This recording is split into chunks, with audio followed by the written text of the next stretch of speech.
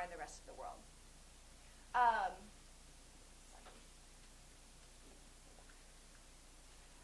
Because of this very specific market, the targeting and segmentation of our product also has to be very specific. We've designated 4 segments that we would like to see our marketing strategy target. First of all, residents of large metropolitan cities like Shanghai or Beijing. In China, that is where the wealthy live, and it makes sense to have an elite luxury jeweler in those markets. Of course, members of the upper class in the tax bracket, we're not going to market to people who unfortunately can't afford to buy our product. In China as well, in the mid-20th century, there was a lot of British imperialism. And so targeting segments of the market where that is still in effect and there are still influences that remain are going to be very important given how traditional and British Asprey as a company is. And finally, the target that we want, or the segment that we want to target, are tourists and expats living in China. And this is for Western consumers who are maybe looking for a little bit of something from home. Okay, now in terms of advertising and promotion, we're going to talk a little bit about that, but we're going to go to the marketing mix, and I'm going to speak to you a little bit about advertising. But right now, there's different types of promotional strategies that we're going to speak about. If any of you were to Google Asprey right now, you'd probably find nothing in terms of advertisements. This is a bit strange because other competitors such as Harry Winston do engage in lots of advertising. So, but we think it would be beneficial for Asprey to use advertising if it were to enter China. But it first must familiarize itself with the advertising of this country because it is quite different and the government regulates content quite heavily. Internet advertisements, television, and radio would all be quite feasible in China. Also, Hollywood actors are extremely popular there, so it would be recommended that we use Hollywood actors in our advertisements. Something that is worth mentioning is that Angelina Jolie and Brad Pitt have been commissioned to design a line for Asprey. On the right, you can see one of their cuffs, and they are using a snake theme throughout a lot of their different pieces, which is seen as an icon and a protector of fertility and family, 2 things that are cherished in the Chinese culture. And now for the marketing mix, the first thing I'm going to speak to you about is price. Historically and traditionally, Asprey is known for prices that are designed specifically to target the elite group. Basically, you have to be incredibly wealthy to shop at an Asprey location.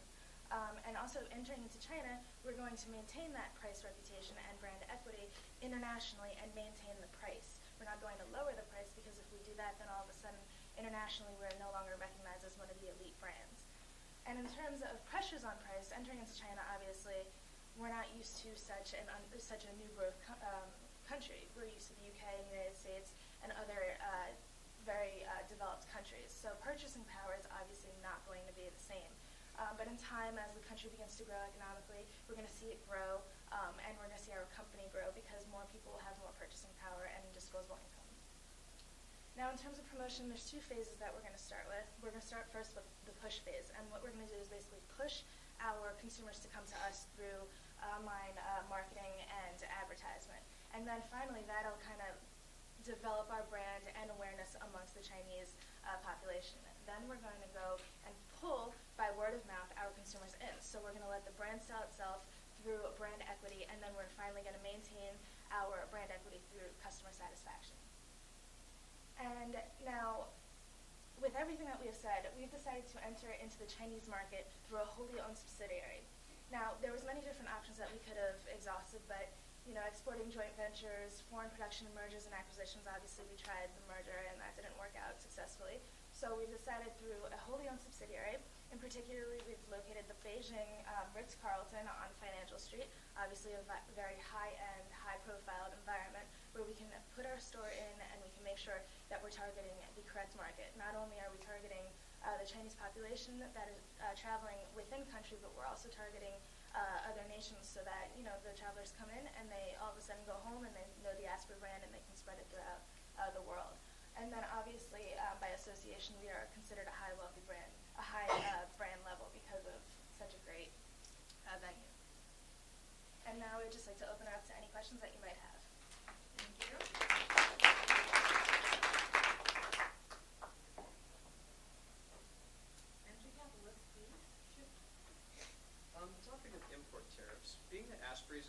brand, would it fall under the import tariffs on luxury goods for the Chinese market?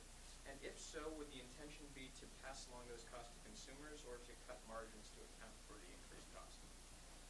Actually, yes, it would apply to the luxury goods. That's actually, our prices are so high that that kind of completely mitigates that problem.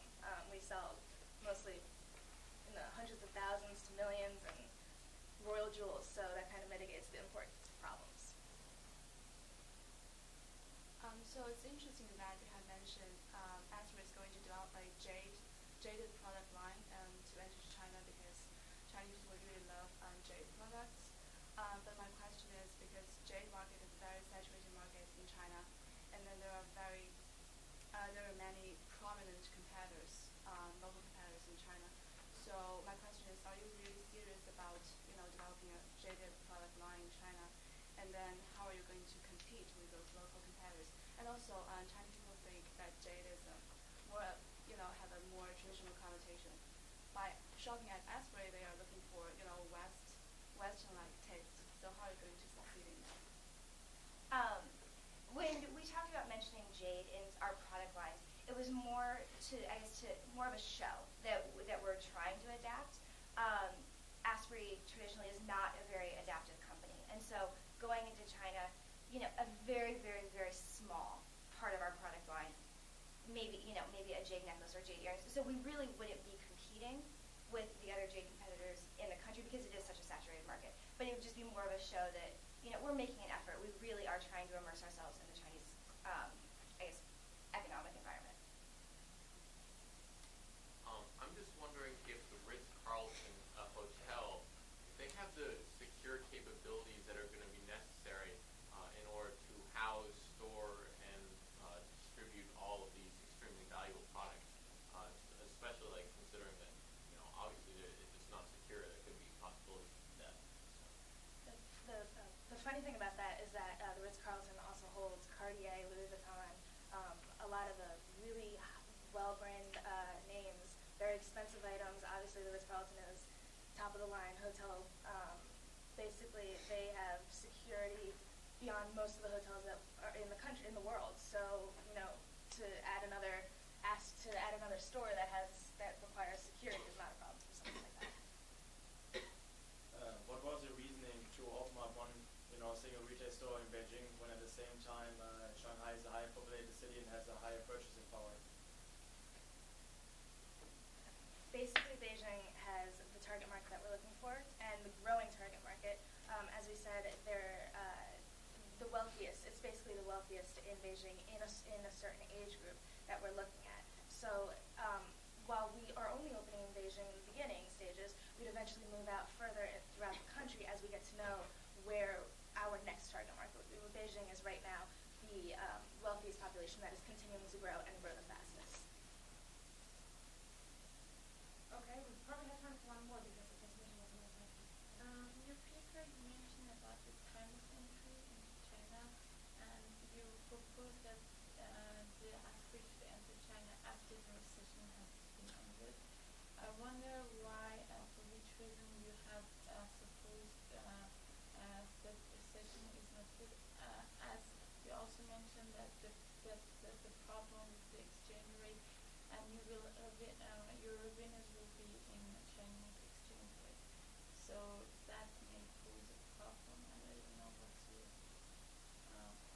argument. Well, we had said it's an unfavorable situation right now. We had seen a projected appreciation of the currency, and you do the calculations and check Chinese against Great British Pound. So it was favorable up until the recession, and there was a falling down. So we project it will continue after the recession.